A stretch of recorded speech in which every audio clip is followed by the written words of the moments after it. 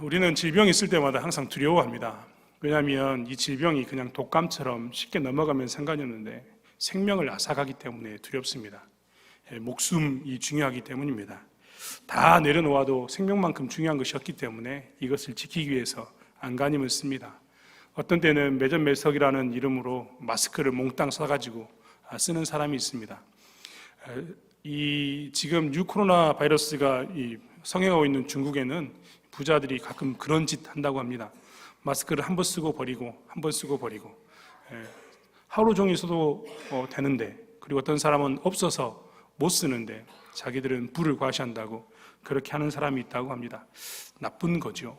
하지만 분명한 것은 무엇이냐면 조심해야 합니다. 그리고 이 위기 가운데서 우리는 잘 대처해야 합니다. 사스 때 여러분 기억하십니까? 저는 사스를 잘 기억하고 있습니다. 왜 기억하냐면 제가 중국에 있었기 때문입니다. 사스가 발병했는데 제가 중국에 있었습니다. 저희 집은 가난했기 때문에 그때 제 아마 둘째까지 태어났던 걸로 기억이 되는데, 아들과 아내 그리고 저까지 비행기 값을 댈 수가 없어서 남들은 다 도망갈 때 그 땅에 살았습니다. 별 이상 없었습니다. 아주 좋았고 행복했습니다. 많은 사람들이 걱정 가운데서 이야기할 때마다 괜찮다라고 이야기했습니다. 그때 중국에 있으면서 유행했던 것이 한국 사람들은 김치를 먹어서 괜찮다라고 이야기하면서 중국 친구들이 김치도 얻어가고 김치도 사 먹고 했던 기억납니다. 한국은 사스 때 어떻게 됐을까? 한국은 그때 당시에 컨트롤 타워를 만들었습니다. 국가가 재난기구를 만들고 중앙에서 몽땅 통제해서 컨트롤 타워를, 통제기구를 만듦으로 인해서 한국에서 사스가 발병했으나 한국에서 죽은 사망자 수는 제로, 한 명도 없었습니다. 좀 더 시간이 지나서 메르스가 또 찾아왔습니다. 낙타 때문이라고 이야기하면서 중동에 갔던 사람들에 의해서 메르스가 발병했습니다. 메르스 사건도 사스하고 비슷한데 이번에는 무려 사망자가 39명이 나타났습니다. 그때 국가는 이렇게 이야기했습니다. 컨트롤 타워의 실패로 인해서, 특별히 초기 대응의 실패함으로 인해서 이런 사상자가 발생했다. 미안하다고 국가가 사과했던 것을 기억하고 있습니다. 메르스의 실패는 이 컨트롤 타워가 부재함으로 위기를 통제하지 못했기 때문에 나타나는 모습입니다. 뉴코로나 바이러스에 대해서 한국의 대응과 일본의 대응이 요즘 TV에 신문지상에 자주 드러납니다. 한국은 지금까지 사망자가 나오지 않았습니다. 그리고 신속하게 이 바이러스에 대한 진단 키트를 만들고 진단 키트를 만들어서 빨리 이 사람이 걸렸는가 안 걸렸는가를 판가름하고 이렇게 병동에 잘 격리해서 치료함으로 인해서 사망자가 나오지 않았습니다. 하지만 일본이 지금 도마에 오른 이유는 그 일본이라는 나라에 배가 한 척 들어왔는데 이 크루즈선에 3,000명이 넘는 사람이 있었는데 여기에서 이 뉴코로나 바이러스가 확진자가 나왔습니다. 갈수록 확진자가 늘어서 지금은 100명이 넘는 환자가 발생을 했습니다. 제발 좀 내려달라고 자기들 일본 사람이 아닌 사람들이 연락해서 제발 좀 나가게 해달라고 하는 것이 지금 일본의 사태입니다. 그러면서 아마도 3,000명이 다 코로나에 걸리지 않았을까라고 의사들은 의심하기도 합니다. 분명한 것은 일본이 잘못 대처했고 이것으로 인해서 많은 사상자가 나왔다에 대해서 지금 잘못된 대응에 대해서 위기의식에 대해서 이야기합니다. 반복적인 위기가 찾아올 때마다 우리는 그래서 사실은 매뉴얼이라는 것을 만듭니다. 어떻게 대처할 것인가, 어떻게 처리할 것인가에 대해서 이야기를 나눕니다. 중요하기 때문입니다. 우리나라가 유난히 재난이 많았지만 그 재난이 지날 때마다 우리는 더욱더 이 매뉴얼을 잘 고쳐서 어떻게 할 것인가에 대해서 심각하게 생각하고 바꾸어 왔습니다. 그렇기 때문에 지금 우리는 좀 더 쉽게 잘 대처하고 있는 것을 보게 됩니다. 저는 세월호 사건 이후에 골든타임이라는 것을 처음 들었습니다. 생명을 구하는 데 있어서 그 적절한 시기가 있다라는 이야기를 들었는데 그런 중요성을 위해서라도 그 골든타임에 대한 것들을 강조하면서도 더욱더 치밀하게 재난에 대한 대비를 해야 될 것을 이야기했던 것을 보게 됩니다. 국가적으로 처리한다는 시각이 결국은 국가적인 대처를 위한 매뉴얼을 만들었고 그것으로 국가적 재난을 이겨내고 있는 것이 오늘날 우리들의 모습입니다. 이렇게 재난 가운데서 대처하는 것은 굉장히 중요합니다. 정말 중요하죠. 그래서 잘 매뉴얼을 만드는 것은, 대처법을 만드는 것은 너무나 중요합니다. 우리나라에서 하고 있는 행안부에서 문자를 보내고 하는 것도 이런 대처법 중에 하나입니다. 손을 씻자라고 이야기하고 소독약을 뿌리고 비누로 하고 악수를 금지하고 하는 모든 것들이 사실 이런 매뉴얼의 일부분, 대처법의 일부분입니다. 하지만 이것보다 더 중요한 것이 있습니다. 위기 가운데 더 중요한 것은 무엇이냐면 일어나기 전에 그것을 대처하는 것, 즉 예방하는 것입니다. 우리가 하고 있는 마스크 쓰기, 손 씻기, 그 다음에 악수하지 않기, 이런 것이 어떻게 보면 미시적인 대처, 그 현장에 나타나는 즉각적인 반응에 대한 대처라면 사실 예방이라는 것은 좀 더 거시적인 대처법이라고 이야기할 수 있습니다. 전체적인 것을 보는 대처법인 거죠. 지금은 우리나라가 장티푸스로 고생하지 않습니다. 티푸스라고 이야기하는 이것들은 설사와 구토를 유발하는 질병이었는데 이게 사실은 굉장히 죄송합니다. 표현이 좀 그래서 미개한 나라들에서 나타나는 질병이었습니다. 제일 큰 문제는 뭐였냐면 오수와 식수의 이 혼용. 특별히 예전에 저희 다 풍덩식 화장실 쓰지 않습니까? 이 풍덩식 화장실에서 스며드는 그 지하수를 우리가 또 먹고 살았기 때문에 생기는 문제였습니다. 그래서 국가는 이것들을 처리하기 위해서 일단은 깨끗한 식수를 보존하기 위해서 상하수도를 정비했습니다. 그리고 화장실 문화를 바꿨지요. 이런 것들 때문에 지금은 장티푸스에 걸린 사람이 거의 없습니다. 간혹 잘못된 음식을 먹거나 간혹 그런 문제가 나타나기도 하지만 보편적으로 나타나지 않는 것을 보게 되는데, 이런 것이 무엇이냐면 예방적인 차원, 큰 처리, 거시적인 방법인 것을 보게 됩니다. 위기는 이렇다는 겁니다. 그래서 사실 우리는요, 미시적인 방법, 조그만 아까 손 씻기나 악수하지 않기, 마스크 쓰기, 비누로 손 씻기, 이런 것도 중요하지만 사실 예방을 더 잘해야 되는 것이 우리의 모습인 것을 보게 됩니다. 이스라엘 백성들에게도 오늘 본문을 보면 위기가 찾아옵니다. 이 위기에 대해서 이스라엘 백성들도 방법을 잘 간구해야 했습니다. 이스라엘 백성들에게 있어서 위기가 찾아오는 것은 무엇인가? 오늘 7장의 본문의 말씀을 보면 이스라엘 백성들은 사실 2장부터 시작됐던 그 고난 가운데 있게 되는데, 이스라엘 백성들이 위기는 무엇이었냐면 블레셋으로 찾아오는 이 블레셋과의 전쟁에서 진 것, 그리고 그들이 이스라엘을 지배하고 다스리는 것에 대한 위기였습니다. 사실 그들은 법궤까지 동원해서 전쟁을 했지만 패했습니다. 그리고 20년 동안 그들은 애통해하면서 우리가 왜 이렇게 살아야 되는가에 대해서 고민하고 살았습니다. 그 이야기가 사무엘상 7장 이전에 나와 있는 이야기입니다. 이스라엘 백성들이 이렇게 블레셋에 압제당하고 블레셋의 공격을 받으면서 약탈당했던 그 이유가 무엇인가? 이스라엘 사람들은 계속해서 생각하고 또 생각했습니다. 사실은 오늘 본문 사무엘상에만 국한된 게 아니라 이 문제는 사실 사사기 시대부터 있었던 사건입니다. 사사기 시대부터 이 블레셋과 이웃 주변 나라로부터 이스라엘이 고통당했던 이유는 무엇인가 살펴보면 몇 가지 이유가 있습니다.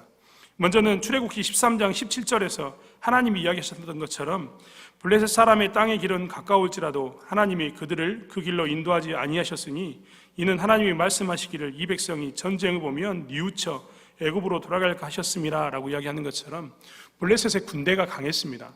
그렇기 때문에 애굽에서 하나님께서 이스라엘 백성들을 끄집어내서 바로 블레셋 땅을 거쳐서 이 가나안 땅으로 인도한 게 아니라 광야로 이렇게 돌아가게 했습니다. 이유는 블레셋이 너무나 강했기 때문입니다. 블레셋은 강력한 군대의 힘을 가지고 있었고 전쟁을 잘하는 민족이었습니다. 또한 블레셋에게 이웃 나라에게 압제당한 또 다른 이유는 무엇이었냐면 민수기 13장 28절로 29절에 있는 말씀을 보면 그때 이스라엘 백성들이 가나안 땅을 정탐하고 와서 하는 이야기가 거기에 나오는데, 거기에는 그 땅 거민은 강하고 성읍은 견고하고 심이 클 뿐만 아니라 거기서 안악 자손을 보았다라고 표현하면서 그 땅에 백성이 많고 백성이 강하고 성읍이 높고 그 다음에 골리앗 같은 그 큰 전쟁을 잘할 수 있는 거인들이 많아서 그들은 졌다, 블레셋에게 압제당할 수밖에 없었다라고 이길 수 없다라고 표현하고 있습니다. 사무엘상 13장 19절로 22절의 말씀은 이렇게 표현하고 있습니다. 때에 이스라엘 온 땅에 철공이 없어졌으니 이는 블레셋 사람이 말하기를 히브리 사람이 칼이나 창을 만들까 두렵다 하였습니다. 이렇게 표현하면서 무엇을 이야기하고 있냐면 사실 블레셋 사람들은 철기의 문화를 가지고 사는데 이스라엘 백성들은 철기의 문화를 가질 수 없습니다. 즉 전쟁을 해야 되는데 칼을 만들 때 철로 만드는 게 아니라 나무나 혹은 청동기로 만들어야 되기 때문에 전쟁에서 무기가 열세에서 이길 수 없었던 것입니다. 또 다른 것도 있었습니다. 오늘 사무엘상 4장 5절부터 11절의 말씀을 보면 그들은 이스라엘 백성들은 전쟁 가운데 여호와의 법궤를 가지고 나가면 이길 줄 알았습니다. 그래서 사무엘상 4장 5절부터 11절의 말씀에 보면 그들이 여호와의 법궤를 들면서 큰 소리를 외치면서 나갑니다. 이것은 블레셋 사람들도 알고 있었습니다. 법궤가 얼마나 큰 위력을 가졌는가를 알 수 있었는데 오히려 뭐라고 이야기하냐면 블레셋 사람들이 이렇게 이야기합니다. 4장 9절에는 너희 블레셋 사람들아 강하게 되며 대장부가 되어라. 너희가 히브리 사람의 종 되기를 그들이 너희 종이 되었던 것 같이 말고 대장부 같이 되어 싸우라 라고 외칩니다. 그리고 싸웁니다. 그랬더니 법궤를 가지고 나갔음에도 불구하고 어떻게 되냐면 이스라엘은 블레셋에게 패하게 됩니다. 그래서 이스라엘은 도망하게 되고 심지어는 법궤마저도 블레셋 사람들에게 뺏기는 상황 가운데 있게 됩니다. 즉 이스라엘이 지금 블레셋과 주변 국가에 지금 이 압제를 당하고 고통을 당하는 이유 중에 하나가 무엇이냐면 하나님의 법궤보다 더 강력한 무엇인가가 있었는데 그것이 무엇이었냐면 무력이었습니다. 힘. 이스라엘 백성들은 법궤가 가장 세다고 생각했는데 하나님의 법궤를 가지고 나오면 반드시 이길 거라고 생각했는데 그게 아니라 무엇이 더 압도적이었냐면 무력이 더 압도적이었습니다. 전쟁의 힘이 더 압도적이었기 때문에 블레셋에게 이스라엘은 패할 수밖에 없었던 겁니다. 이런 이유들이 계속해서 이스라엘 백성들에게 있었습니다. 그래서 이스라엘 백성들은 계속해서 이런 이유를 가지고 이런 것 때문에 우리는 압제당하고 있다라고 그들은 평가하고 있었습니다. 반면에 오늘 본문을 보면 사무엘은 그렇게 바라보고 있었는가를 살펴보면 사무엘의 관점은 약간 다르다는 것을 볼 수 있습니다. 오늘 7장 3절부터 말씀하기를 사무엘은 뭐라고 이야기하고 있냐면 이렇게 표현하고 있습니다. 7장 3절의 말씀 같이 한번 읽겠습니다. 사무엘이 이스라엘 온 족속에게 일러 가로되 너희가 전심으로 여호와께 돌아오려거든 이방 신들과 아스타롯을 너희 중에서 제하고 너희 마음을 여호와께로 향하여 그만 섬기라. 너희 블레셋 사람의 손에서 건져 내시리라. 4절도 같이 읽겠습니다. 이에 이스라엘 자손이 바알들과 아스타롯을 제하고 여호와만 섬기니라. 아멘. 오늘 사무엘은 뭐라고 표현하고 있냐면 먼저는 너희가 전심으로 섬기는 것이 필요하다라고 이야기하고 있습니다. 그렇다면 반대로 이야기하면 위기 가운데서 압제당하고 있는 이유는 무엇이냐면 너희들이 전심으로 여호와를 섬기지 않았기 때문이다라고 표현하고 있습니다. 전심은 온 마음이다 이런 마음인데요, 온 마음이란 말이 이스라엘 사람들이 받아들이는 개념과 우리가 받아들인 개념이 좀 다릅니다. 우리는 회개해라라고 이야기하면 눈물을 흘리고 하나님께 우리의 감정을 쏟아놓고 잘못을 잡아가는 것으로 생각합니다. 하지만 이스라엘 백성들에게 온 마음으로 전심으로 하나님께 나간다는 것은 무엇이냐면 감정적인 것만을 의미하지 않습니다. 그들은 지적이고 의지적인 부분까지 다 동원해서 하나님께 나가는 것을 전심으로 나간다라고 표현했습니다. 사사기 21장 25절에 보면요, 사사기의 마지막 절인데 거기에는 이렇게 기록되어 있습니다. 그들은 항상 어떻게 살았냐면 자기의 소견에 오른 대로 살았다라고 표현하고 있습니다. 왜 이렇게 살았는가? 이렇게 산 이유가 있습니다. 사사기 시대의 특징, 사사기서의 특징을 보면 이런데요, 먼저는 이스라엘 백성들이 범죄합니다. 그 범죄하면 하나님께서는 고통거리를 줍니다. 그럼 이방이 쳐들어와가지고 그들을 괴롭게 합니다. 그럼 이스라엘 백성들은 잘못했습니다 하나님하고 삭삭 빕니다. 그러면 하나님께서 구원자를 주십니다. 그러면 그들이 하나님께 돌이켜 나가야 되는데 그 다음에 어떻게 사냐면 다시 하나님 앞에서 침묵하고 삽니다. 평화로운 시기에는 하나님을 섬기는 게 아니라 그냥 침묵하고 삽니다. 그러면 그 다음에 또 무슨 일이 생기느냐, 하나님께 침묵하면서 범죄했던 그들을 하나님께서는 반복해서 또 침묵과 고통과 구원과 이 시기를 반복하게 사는 모습 가운데 두게 되었습니다. 이 악순환이 계속해서 사사기에서부터 이루어져서 사무엘까지 오는데 이스라엘 백성들은 이때 무엇을 했냐면 사실 그 악순환을 끊기 위해서 사사기서 21장 25절에서 이야기한 것처럼 자기의 소견대로, 자기의 옳은 소견대로 살았습니다. 자기의 옳은 소견으로 살았던 그들에게 이 사무엘이 뭐라고 이야기했냐면 너희들의 옳은 소견이 아니라 너희들의 전심을 다해서 하나님을 섬길 것을 이야기하고 있는 겁니다. 즉 그동안 너희들이 위기 가운데 직면했던 근본적인 이유는 너희들은 무기 때문이다, 너희들은 상황과 환경 때문이다, 너희들은 하나님을 가지고 나갔는데 하나님보다 더 탁월한 것이 있더라라고 주장하고 있지만 너희들이 지금 무너진 이유의 근본적인 이유는 전심으로 섬기지 않는 문제, 너희들의 소견대로 너희들이 평가하고 판단하고 문제를 해결하려고 했기 때문이다라고 이야기하고 있는 것입니다. 사실 이 이야기는 사무엘이 한 이야기가 절대 아닙니다. 우리 지금 제가 새벽 기도 때마다 신명기사의 말씀을 이야기하고 있는데 모세가 이스라엘 백성들에게 이제 너희들이 그 땅에 들어가면 이렇게 살아야 된다라고 이야기할 때마다 가장 강조했던 것이 무엇이냐면 이 여호와를 사랑하는 것이었습니다. 그리고 여호와를 사랑하는 것의 가장 큰 특징 중에 하나가 무엇이냐면 사람의 소견대로 사는 것이 아니라 하나님의 말씀대로 사는 것을 이야기했습니다. 오직했으면 우리가 너무나 잘 알고 있는 말씀처럼 사람이 떡으로만 사는 것이 아니라 하나님의 말씀으로 산다를 선포하면서 계속적으로 강조합니다. 신명기서 1장부터 신명기의 마지막 모세가 죽으면서 2번이나 남겼던 유언을 살펴보면 몽땅하고 있는 핵심은 무엇이냐면 너희의 소견이 아니라 하나님의 말씀으로 살아라. 너희의 소견으로 판가름하지 말고 이제 여기에 적혀있는 이 말씀대로 너희가 살았을 때 그 땅에서 형통할 것을 이야기하고 있는데 이스라엘 백성들이 그 마음을 버렸던 겁니다. 그 마음을 잊어버리고 그저 내 소견에 옳은 대로 이렇게 하면 이 내 삶 가운데 이 악순환이 끊어지겠지, 이게 상행이 끊어지겠지라고 평가하면서 살았던 겁니다. 그것이 문제라고 사무엘은 이야기하고 있습니다. 모세만 이야기했습니까? 여호수아도 이야기합니다. 마지막 죽으면서 그가 뭐라고 이야기하냐면 너희들이 결정을 해라. 나와 내 집은 여호와를 섬길 테니까 너희들은 결정을 해라 라고 강력하게 선포하면서 했던 것이 무엇이냐면 말씀대로 살 것, 하나님께 순종할 것을 이야기했는데 이스라엘 백성들이 그것을 하지 않았던 겁니다. 이런 잘못된 대처가 이스라엘을 악순환의 고리 가운데서 나오지 못하게 했고 그것을 알았기 때문에 사무엘은 너희들이 하고 있는 그 핑계가 너희들은 무기 때문이다, 너희들은 주변 상황 때문이다, 환경 때문이라고 이야기하는데 그것이 아니라 여호와를 섬길 때, 여호와의 말씀만을 붙들고 나갔을 때, 특별히 전심으로 너희들의 지금 가지고 있는 지식과 너희들의 그 감정과 너희들의 의지, 너희들의 이성을 다 동원해서 너희들이 온전히 하나님만을 보고 하나님 말씀을 쫓았을 때 너희들의 이 문제는 끊어질 것이라고 사무엘은 선포하고 있는 것입니다. 이스라엘 백성들은 사실 그 땅에서 요구했던 것이 무엇이냐면 자기의 소견대로 살면서 요구했던 것이 무엇이냐면 평화였습니다. 평안한 삶을 사는 것이었습니다. 가나안 땅에서 풍요로움 가운데 즐기며 사는 것이 이스라엘 사람들의 목적이었습니다.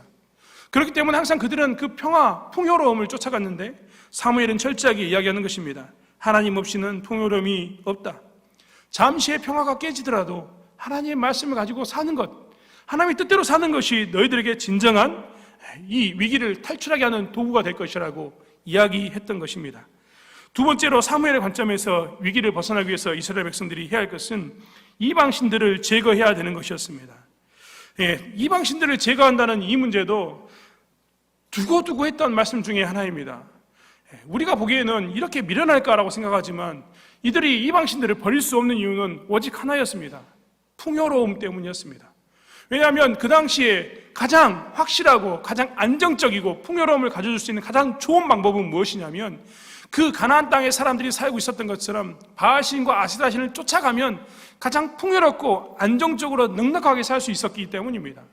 농사를 지은 그들에게 있어서, 이 방법을 모르는 그들에게 있어서 풍요를 가져준 것은, 효과적인 것은 무엇이냐면 그 이방신 바알과 아세라를 섬기며 사는 것이었습니다. 그렇기 때문에 이스라엘 백성들은 그 풍요로움 때문에 무엇을 놓지 못했냐면 이 우상 숭배를 놓을 수가 없었습니다. 그 풍요로움을 위해서라면 이 정도는 괜찮겠지라고 생각하며 허용했던 것이 이 바알신과 아세라도 신이었습니다. 여러분, 바알신과 아세라도 신이요, 만약에 우리가 알고 있는 것처럼 조각된 어떤 형상이면 좀 덜하는데 초창기에 이 고대 근동의 바알과 아세라 신을 어떻게 생겼냐면요, 기둥으로 생겼습니다. 기둥으로 생겼다는 말이 참 우습지요. 그냥 이렇게 성전이 있으면요, 바알 신은 이 돌로 된 기둥이었고 아세라 신은 나무로 된 기둥이었습니다. 그러니까 그들이 어떻게 했냐면 이 성전이 있다면 성전 옆에다가 기대 두었습니다. 뭘 기대 뒀을까요? 돌을 기대 둔 겁니다. 뭐라고 이야기하면서? 이게 바알 신이라고 생각하면서 돌 기둥을 기대 두었습니다. 또 한편에 뭘 기대 두었을까요? 이게 아세라 신이라고 생각하면서 아세라 신을 나무 기둥을 기대 두었습니다. 초창기에 이런 모습으로 자연스럽게 혼합주의가 그들에게 들어온 겁니다. 그리고 그런 것쯤은 허용해도 된다고 생각하기 때문에, 풍요로움을 위해서라면 우리가 그것쯤은 허용해도 된다고 생각하기 때문에 그들은 허용했던 것입니다. 이것에 대해서 우상을 너희들이 버리지 못했기 때문에 위기 가운데 있게 됐다고, 이 우상 때문에, 너희들의 풍요로움 때문에 바꿨던 이 우상 때문에 너희들이 위기 가운데 있다라고 사무엘은 진단했던 것입니다. 그리고 그들에게 했던 말은 무엇이냐면, 그렇기 때문에 여호와만 섬기라라고 이야기합니다. 너희들이 지금 해야 될 것은 양다리를 거치는 것이 아니라 여호와만 섬기는 것. 가장 확실한 방법이 무엇이냐면 이 두 가지를 섬기는 것을 버리고 하나님만 섬기는 것이다라고 이야기하고 있던, 진단했던 것이 사무엘의 오늘 이야기입니다. 오늘 우리는 위기 가운데 놓여 있습니다. 그리고 위기를 끊고 싶어 합니다. 오늘 이스라엘 백성들도 마찬가지입니다. 위기 가운데 놓여 있습니다. 반복되는 악순환이 그들로 하여금 계속해서 괴롭게 만드는 인생 가운데 있습니다. 지금 그들에게 있어서 블레셋이라는 그 사람이 또 20년이 지난 후에 다시 전쟁을 걸으면서 그들을 압제하고 있습니다. 이때 했던 것이 무엇입니까? 이 하나님만을 섬길 것을 이야기하고 있고 하나님 앞에 나올 것을 이야기하고 있습니다. 사무엘은 무엇을 이야기하고 있습니까? 6절의 말씀에 이렇게 기록하고 있습니다. 그들이 미스바에 모여 물을 길어 여호와 앞에 붓고 그날에 금식하고 거기서 가로되라고 표현한 것처럼 사무엘이 이스라엘 백성들에게 요구했던 것은 하나님을 섬기는 것 때문이라면 물을 먹지 않고, 물을 그냥 버리고, 내가 물을 먹지 않고 혹은 음식을 먹지 않고서라도 나는 하나님을 섬기겠습니다라는 이 결단을 사무엘은 원했던 것입니다. 그리고 하나님께서도 그 사무엘을 통해서 이스라엘 백성들에게 그 위기의 악순환을 끊기 위해서는 너희가 하나님 앞에 나오는 것이 중요하다, 하나님만 따르는 것이 중요하다라고 이야기했던 것을 보게 됩니다. 오늘날도 우리에게 마찬가지입니다. 우리에게 있어서 위기는 없습니까? 우리에게도 위기는 있습니다. 정말 위기가 계속해서 밀려오는 것 같습니다. 정말 제가 저보다 더 위에 우리의 신앙의 삶의 연장자이신 여러분은 더 많은 위기를 겪었겠지만 모든 시대는 모든 시대마다 위기가 있습니다. 어려움이 있지요. 6.25를 겪었고 일제시대와 6.25를 겪었던 우리 부모 세대가 있다면 우리의 세대는 IMF를 겪었고 국제금융위기를 겪었습니다. 그리고 취업이 되지 않고 무언가를 하고 싶어도 할 수 없는 그런 가운데 놓여있는 위기 가운데 있습니다. 그뿐만 아니라 새로 나타나는 질병의 위기 가운데 놓여있고 항상 생명의 위협을 받고 있는 이런 위기 가운데 놓여 있습니다. 이때 우리가 해야 할 것은 무엇인가? 곰곰이 생각해보면 세상 사람들은 여러 가지 일들을 이야기합니다. 판단을 해서 이렇게 하는 것이 옳다, 이 문제를 풀어야 한다, 저렇게 풀어야 된다라고 이야기합니다. 그 문제가 그렇게 푸는 것이 틀렸다, 옳지 않다라는 이야기가 아닙니다. 그것보다 더 근본적으로 해결될 것이 있는데 그것은 무엇인가? 우리가 더 근본적으로 세상 사람들이 진단하는 것만 바라보지 말고 더 근본적으로 위기를 깨트리기 위해서 해결해야 할 것이 있는데 그것은 무엇이냐면 오늘 하나님께서 우리에게 말씀하신 것처럼 이스라엘에게 이야기한 것처럼 하나님 앞에 모이는 것, 그리고 하나님께 모여서 물을 끊고 음식을 피하면서까지라도 하나님, 나는 하나님만 섬기기를 원합니다라고 고백하는 것에 있다라고 성경은 이야기하고 있습니다. 그리고 우리 또한 이 길을 걸어야 되는 것을 보게 됩니다. 그래야지만 우리에게 진정한 평안이 오고 진정한 풍요로움이 찾아옵니다. 일시적인 고통과 일시적인 어려움을 겪을지 모르겠지만 진정한 풍요로움과 진정한 평안을 위해서라면 이스라엘이 블레셋이라는 고리를 끊고 평화를 누렸던 것처럼 우리가 그 평화를 누리려면 우리가 해야 할 것은 무엇이냐면 바로 하나님 앞에 나오는 것이 있다는 것을 우리가 놓쳐서는 안 된다는 것입니다. 위기는 늘 우리를 움츠러들게 합니다. 우리의 사고를 좁게 만듭니다. 그뿐만 아니라 우리의 행동 반경을 좁게 만듭니다. 그래서 자꾸 우리로 하여금 무엇을 쫓아가게 만드냐면 전전긍긍하면서 내 속에 맞는 것으로, 내가 듣기에 좋은 것으로 쫓아가게 만듭니다. 하지만 이러한 위기일수록 우리가 해야 할 것은 무엇이냐면 하나님의 전으로 모이는 것, 하나님께 나아가는 것에 있다는 것을 우리는 다시 한번 살펴보아야 합니다. 여러분, 어려울까요? 안 어려울까요? 우리는 미스바로 모이라 이 말에 대해서 너무나 가볍게 생각하지만 오늘 말씀을 보십시오. 7절의 말씀은 이스라엘 자손이 미스바에 모였다 함을 블레셋 사람들이 듣고 그 방백들이 이스라엘을 치러 올라왔다라고 표현하고 있습니다. 이스라엘 백성들이 모였는데 왜 치러 올라왔냐면 사실 블레셋 사람들은 이스라엘 사람들에게 집회의 자유를 허용하지 않았습니다. 왜냐하면 자기들이 다스리고 있는데 집회를 허용하면 이 집회를 통해서 자기들에게 대항할까 봐 아예 집회를 원천 차단했습니다. 즉, 이 말을 뒤집어 놓고 이야기하면 집회를 하게 되면 누가 공격해 옵니까? 블레셋이 공격해 옵니다. 그들에게 더 큰 어려움이 찾아오게 됩니다. 그들을 압제하는 상황이 반드시 발생하게 됩니다. 하지만 그들은 그것들을 깨뜨리고 어떻게 합니까? 자기의 소견이 아닌 하나님의 말씀을 따라서 우리가 미스바로 모이자라는 그 말씀을 쫓았고 그들이 금식하며 그 문제를 하나님께 가지고 나갔습니다. 그리고 오늘 본문의 14절에 이야기했던 것처럼 그들은 회복되어졌고 그들은 평화와 풍요를 누리게 되었습니다. 이것이 오늘 우리에게 하는 이야기입니다. 사랑하는 성도 여러분, 우리는 오늘 본문을 통해서 에벤 에셀이라는 단어를 듣게 됩니다. 보게 됩니다. 기록을 남겼던 이 이야기는 지금도 우리에게 들려집니다. 하나님이 살아계심을 이스라엘 백성들이 보게 되었다는 것입니다. 오늘 위기 가운데 있는 우리들에게도 하나님께서는 사실 이 위기를 통해서 무엇을 나타내고자 하시냐면 하나님을 나타내고자 하십니다. 어려운 가운데 하나님은 하나님이 하나님됨을, 하나님이 이 위기를 깨트리는 근본적인 그 열쇠임을 나타내고자 하는 것입니다. 누구를 통해서일까요? 바로 우리를 통해서입니다. 바로 여기 믿는 우리들, 먼저 하나님을 믿는 우리들을 통해서 하나님께서는 하나님이 하나님 되심을 드러내길 원하고 계심을 보게 됩니다. 여러분, 우리를 두렵게 하는 것이 무엇입니까? 지금 코로나 때문에 두렵습니까? 두렵다면 우리가 더욱더 하나님께 모이기를, 힘쓰기를 원합니다. 하나님의 말씀에만 더욱더 집중하기를 원합니다.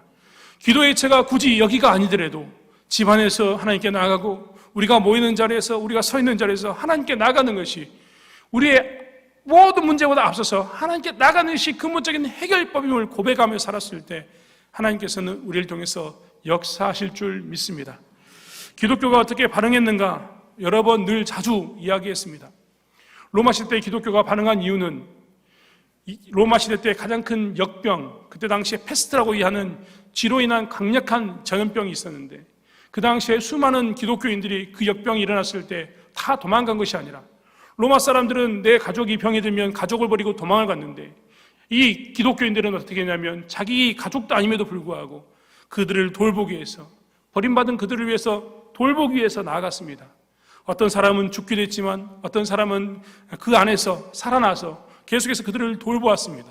그리고 그것이 로마 시대 때 기독교가 흥황하게 되는, 기독교인들은 그들의 삶의 태도는 우리와 다르다는 것을 그들 스스로하고 고백함으로 인해서 하나님의 그 이름을, 영광을 드러냈던 도구가 되었습니다. 그리고 기독교가 부흥했습니다. 위기의 시기에 우리가 이 하나님의 영광을 드러내는 자리에 서길 원합니다. 기도하는 모습으로 하나님의 영광을 드러내고 이 기도의 시기에, 이 위기의 시대에 기도함으로 인해서 하나님 말씀대로 삶으로 인해서 하나님의 방법이 이기는 것을 보여줌으로 인해서 하나님의 영광을 드러내는 삶을 사는 저와 여러분이 되길 원합니다. 멀리 있는 문제가 아니라 가까이 있는 이 문제부터 시작해서 멀리 있는 그 문제까지 모든 것을 하나님께 맡기고 하나님께 나가서 기도함으로 해결되는 것을 경험하는 영광대교회 성도님들 되길 원합니다. 기도하겠습니다.